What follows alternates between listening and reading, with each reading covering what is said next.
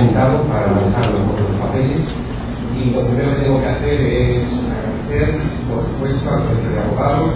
a la Universidad de Costa Rica, a los medios farmacéuticos y a la Caja de del Seguro Social que nos hayan invitado a participar aquí en este seminario de Derecho y Salud. Es un placer haber cruzado el Atlántico para venir primero a conocer este país, que yo hasta ahora no había tenido la oportunidad de visitar, y en segundo lugar asistir a este seminario. El agradecimiento tiene que ser muy especial para Karen y para Román, porque se nos mantenido hasta ahora todo el contacto y que han sido quienes han hecho explícita esta invitación. Muchas gracias, enhorabuena por la organización y os deseamos todo el éxito en estas jornadas. A partir de ahí, mi tema es el tema del consentimiento informado, y quiero decir simplemente como introducción que el planteamiento que hago es que se ha producido, el planteamiento general, se ha producido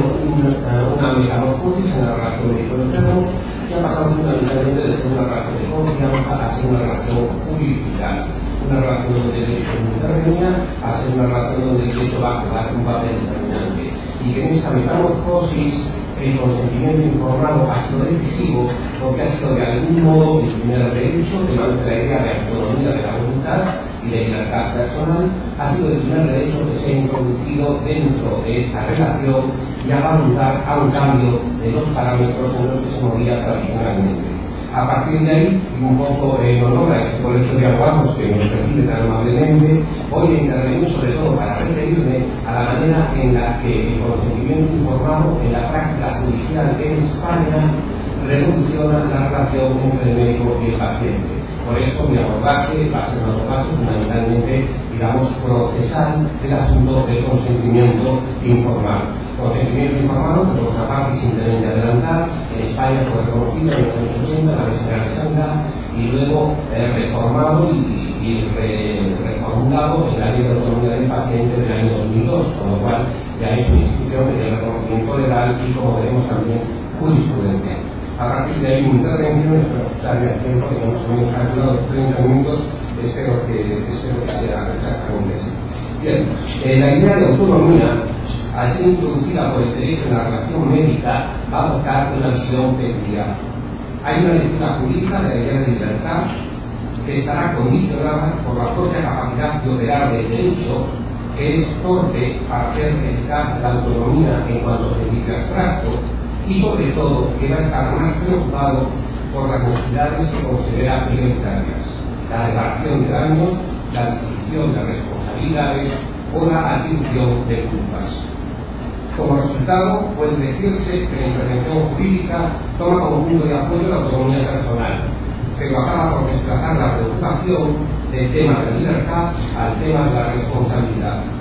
Y la institución del consentimiento informado se va a convertir prioritariamente en un mecanismo de redistribución de riesgos. En España, a juzgar por la más reciente jurisprudencia, puede decirse que los tribunales vienen utilizando la institución del consentimiento informado para resolver el tema de la distribución de responsabilidades y la solución de riesgos en la práctica sanitaria. De este modo, la institución del consentimiento va a jugar un papel esencialmente polémico en el seno de la relación médico-paciente, creando un nuevo campo de batalla jurídico en relación con la materialización de riesgos y la producción de daños. De manera que la responsabilidad aparecerá en los casos en que se haya materializado un riesgo de resultas de la intervención médica, cuando de ese riesgo no se haya informado al paciente. Son casos en los que la falta de consentimiento consiste realmente en una falta de información. Hay que hacer notar que en estos casos, más que haberse realizado la intervención contra la voluntad del paciente, lo que ocurre es que no se le ha dado la oportunidad de consentir. Lo que se pone en juego no es tanto la autonomía de la persona, cuanto en primer lugar la negligencia por no informar, y en segundo lugar la responsabilidad del médico por un riesgo que se materializó en la práctica de la operación, quizás debido a una negligencia difícil de probar o quizás debido al área entendido como elemento de incertidumbre propia de toda operación médica. Son casos en los que aparece más claro tras la reclamación no una opción de vida o una elección de tratamiento, sino una pretensión indemnizatoria. Puede decirse, por tanto, que la institución del consentimiento informado operará principalmente en la práctica jurídica en función de la necesidad de establecer compensaciones económicas por las consecuencias desafortunadas de la actividad médica, más que en atención a cuestiones abstractas que autonomía personal del paciente. La distribución del riesgo en materia sanitaria no queda ya situada en el antiguo esquema de confianza, en el que el paciente confiaba en el médico y asumía los posibles riesgos como daños fortuitos, sino que la relación se fluidifica y los riesgos se redistribuyen en función de cómo haya sido el proceso decisorio. Como resultado, se amplía la posibilidad de incriminar al personal sanitario y se redistribuyen las responsabilidades en un momento en que existe preocupación por la impunidad de la actividad profesional de los facultativos. El carácter estratégico jurídico de arma legal que fuera el consentimiento no supone que pueda ser utilizado solo a favor del enfermo. El consentimiento, de resultas del modo de operar del derecho, puede pasar de defender la autonomía del paciente a legitimar la actuación del médico, en un momento en que su práctica está siendo objeto de un control más minucioso. El consentimiento puede convertirse en una defensa del médico que se ampara en la fórmula clásica Volenti non fit iniuria, el que consiente no padece daño, y que funciona cuando libremente y con conocimiento de los riesgos se acepta el tratamiento. Descartada la posibilidad de acudir al consentimiento implícito derivado de la mera consulta profesional, y en un momento en que el consentimiento del enfermo se afirma como un derecho esencial, el personal sanitario y la administración hospitalaria admiten el consentimiento también en su faceta procesal y lo utilizan como un mecanismo de descargo. El médico intentará de esta forma domesticar, mediante los protocolos de consentimiento, el principio de consentimiento, haciendo jugar en su favor en un campo donde se consideran prohibidas las cláusulas de exención de responsabilidad. Esta torsión del principio de consentimiento, operada gracias a la generalización de los protocolos, está en innegable relación con el carácter eminente de arma procesal de la institución del consentimiento informal. Vamos a ver cómo juega en la práctica la institución del consentimiento informado en la jurisprudencia española, redistribuyendo los riesgos de las actuaciones sanitarias. En nuestra práctica jurisprudencial, que comienza en los años 90, la jurisprudencia del Tribunal Supremo, puede apreciarse en primer lugar que cada vez se alega con más frecuencia la falta de consentimiento informado por parte de quienes reclaman como resultado de un daño materializado en una intervención sanitaria. En segundo lugar, otra novedad importante ha sido que la institución del consentimiento informado ha determinado un cambio en la carga de la prueba de los pleitos por responsabilidad sanitaria, que pasa ahora a correr en lo relativo a probar la existencia del debido consentimiento e información a cargo de los responsables sanitarios, lo que incrementa notablemente las posibilidades de los pacientes de obtener un pronunciamiento favorable. Y por último, podemos destacar cómo los tribunales establecen que para hablar de responsabilidad tiene que probarse la existencia de un daño que normalmente será un daño físico, que se hace derivar de la falta de consentimiento, la materialización de los riesgos, pero que podrá ser también un daño moral, cifrado exclusivamente en la violación de la voluntad del paciente. Estos tres aspectos que paso a desarrollar sitúan sustancialmente la institución del consentimiento informado en el marco de la responsabilidad por daños.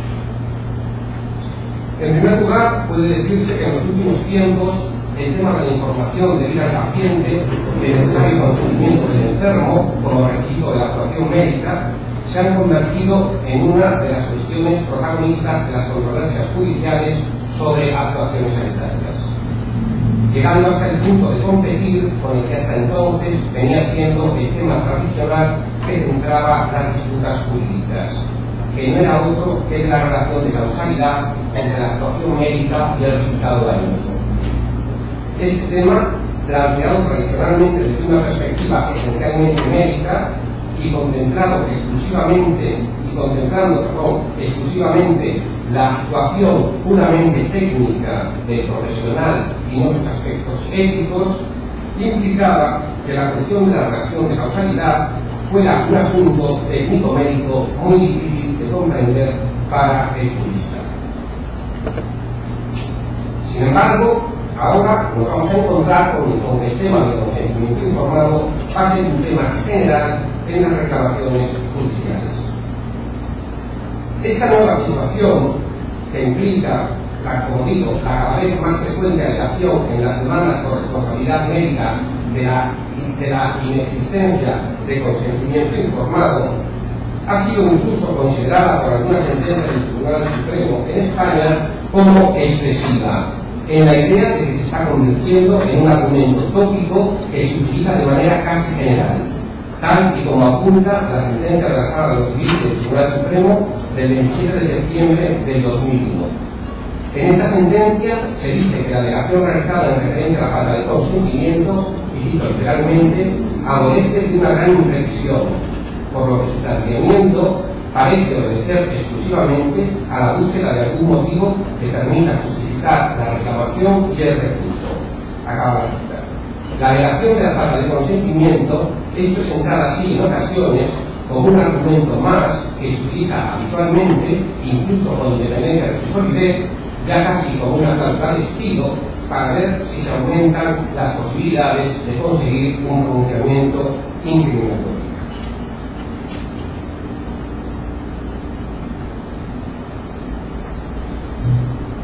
Como hemos dicho, la cada vez mayor presencia de la institución del consentimiento informado en los delitos sanitarios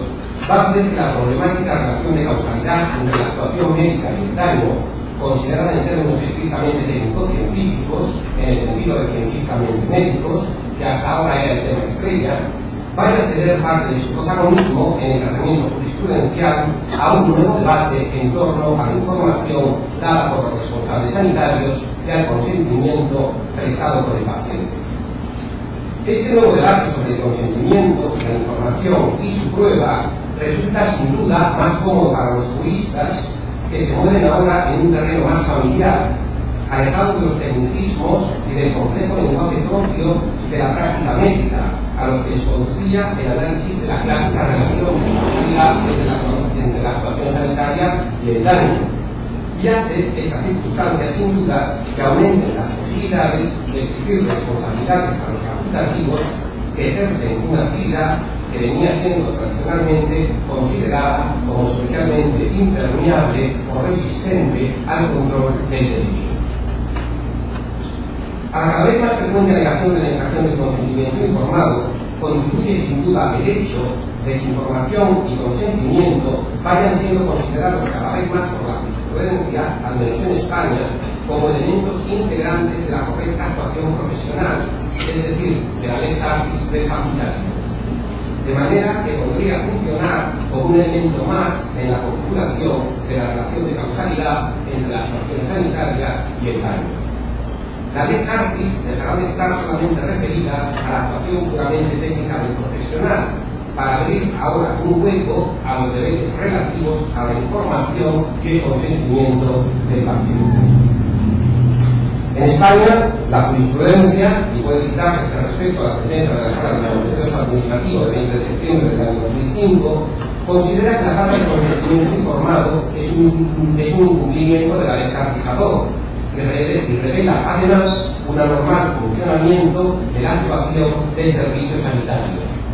que da lugar por ello a la indemnización correspondiente cuando del funcionamiento del servicio se derivan secuelas de cuya posibilidad el paciente no fue informado. En este caso, el Supremo reprocha al Tribunal de Instancia el haber incurrido, y cito literalmente, en una grasa infracción de la consolidada doctrina de esta sala sobre la especial e indiscutible relevancia que, como parte integrante de la lex artis ad hoc, tiene el consentimiento informado del paciente. Un segundo elemento que cabe destacar en relación con la manera en que el consentimiento informado revoluciona la práctica judicial en las controversias sanitarias es el relativo a la carga de la prueba. Este extremo resulta de decisiva importancia, ya que hasta ahora la carga de la prueba de la relación de causalidad entre la actuación médica y el daño, y vinculado con él la cuestión del carácter negligente de la actuación médica, venía a recaer sobre el paciente demandante. Esta carga procesal acababa por convertirse con alta frecuencia en una auténtica prueba diabólica, habida cuenta de la dificultad de acceso de los pacientes a los medios de prueba y de la influencia del corporativismo profesional que hace muy difícil contar con peritajes incriminatorios que desvelen una negligencia por parte de los sanitarios. Sin embargo, la carga de la prueba de que se facilitó la información y se recabó el consentimiento correrá ahora a cargo de los profesionales de la salud y del centro sanitario, y no sobre los pacientes sometidos al tratamiento o a la intervención, a partir de la base lógica de que es quien cuenta con mayor facilidad para llevar a cabo la actividad probatoria, incluyendo el fácil acceso a los documentos probatorios como la historia clínica, quien debe soportar la carga de realizar. Al respecto, podemos citar como paradigmático una sentencia de la Sala Civil del 3 de septiembre del año 2003 que señala que la incertidumbre en torno a si existió o no el consentimiento debe perjudicar a la parte demandada, ya que el deber de probar corresponde a los profesionales que practicaron la intervención y al centro hospitalario. Esta posición puede enmarcarse en lo señalado por la sentencia del 2 de diciembre de 1996, que establecía de modo literal que, y cito, inexorablemente va abriéndose camino en esta materia de responsabilidad médica, la tesis de no hacer recaer exclusivamente sobre la parte perjudicada la carga absoluta de la prueba, a menos que se quiera, en no pocos casos, dejarla prácticamente indefensa por la dificultad de encontrar profesionales médicos que emitan un informe que pueda, en algunos casos, ser negativo para otro profesional de su misma clase. Por ello, va reafirmándose el que el deber procesal de probar recae también, y de manera muy fundamental, sobre los facultativos de los datos, que por sus propios conocimientos técnicos en la materia litigiosa y por los medios poderosos a su disposición, gozan de una posición procesal mucho más ventajosa que la de la propia víctima, ajena al entorno médico y por ello con mucha mayor dificultad a la hora de buscar la prueba, en posesión muchas veces los elementos de los propios médicos de los centros hospitalarios, en los que duda cabe aquellos tienen mucho más fácil acceso por su profesión y terminar. De este modo, y gracias a la inversión de la carga de la prueba en lo relativo al consentimiento informado, se reequilibran de modo sensible las cargas procesales en los medios médicos.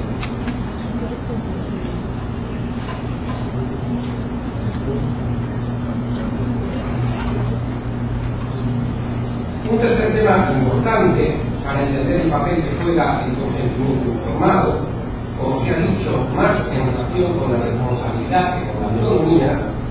es el de la existencia por parte de los tribunales de un daño antijurídico para considerar que la falta de consentimiento da lugar a responsabilidad.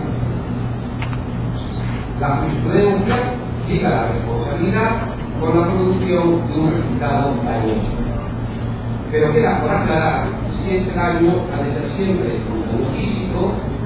o si puede consistir en la sola violación de la autonomía del paciente, que no recibió información suficiente y que no tuvo, por tanto, oportunidad de consentir, con independencia de que se haya producido o no un daño físico. Aunque en este punto parece claro que si se considera ya la autonomía del paciente como un derecho esencial, su sola violación debería ser considerada un acto antijurídico, aún con independencia de la materialización de un riesgo y de la producción de un resultado físico dañoso. Lo cierto es que es difícil encontrar sentencias que responsabilicen por la simple violación de la autonomía cuando no existe un daño físico. Entre otros motivos, porque tales casos no suelen llegar a plantearse ante los tribunales, ya que los pacientes no recurren normalmente a partir de una simple falta de información o consentimiento sin mayores consecuencias, sino solo a partir de la producción de daños o minusvalías físicas cuya reparación se requiere. Sin embargo, sí que existen casos en los que se responsabiliza por la existencia de un daño moral, pero estos casos van a ser casos en los que coincide, por un lado, una falta de consentimiento y a la vez un daño físico. Cuando hay a la vez falta de consentimiento y daño físico, las posibilidades que aparecen son dos. Considerar por parte del tribunal que la falta de información y consentimiento influyó en la producción del daño físico y entonces se responsabiliza la actuación sanitaria por dicho daño,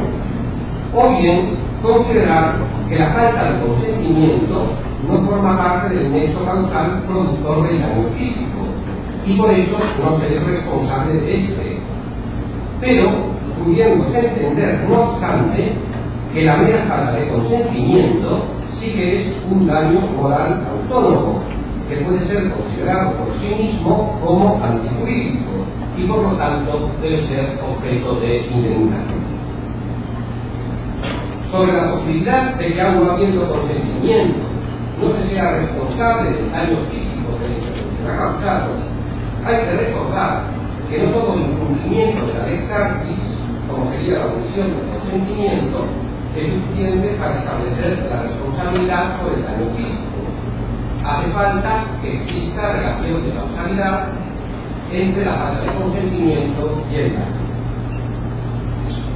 No podemos ahora entrar en detalle en las especiales circunstancias que permiten afirmar en distintos supuestos que el daño físico materializado es independiente de la falta de información. Pero sí podemos apuntar simplemente que se alegan para hacerlo circunstancias tales como que la intervención era necesaria y se realizó de manera correcta, o que el daño producido era menor que el que hubiera resultado de no llevarse a cabo la intervención, o incluso el juicio hipotético que considera que el paciente hubiera consentido de haber sido informado, habida cuenta del carácter remoto del riesgo, comparado con las ventajas esperables de la intervención. En estos casos, el daño físico no se presenta como antijurídico, aún no habiendo habido consentimiento, pero sí que aún podría serlo el daño moral por no haber informado y recabado el consentimiento del paciente. Este supuesto que acabo de describir lo ilustra una sentencia de 4 de abril del año 2000 que no responsabiliza por el daño físico producido, ya que se dice que la operación era necesaria para evitar un futuro problemático para la salud del enfermo, y se presume que el paciente, de haber sido informado, hubiera razonablemente consentido. Pero la sentencia sí que responsabiliza por la violación de la autonomía personal, que se considera, según el tenor cital de la sentencia, cito, que supone por sí misma un daño moral grave, distinto y ajeno al daño corporal derivado de la intervención. Este daño dará derecho, por lo tanto, a una indemnización. El tribunal considera que se ha actuado de manera razonable dentro de la ciencia y técnica del caso. Establece también que no haber informado no desempeñó una virtualidad causal en el resultado dañoso producido, en este caso una hemiplegia en extremidades inferiores, ya que la operación se desarrolló de manera correcta,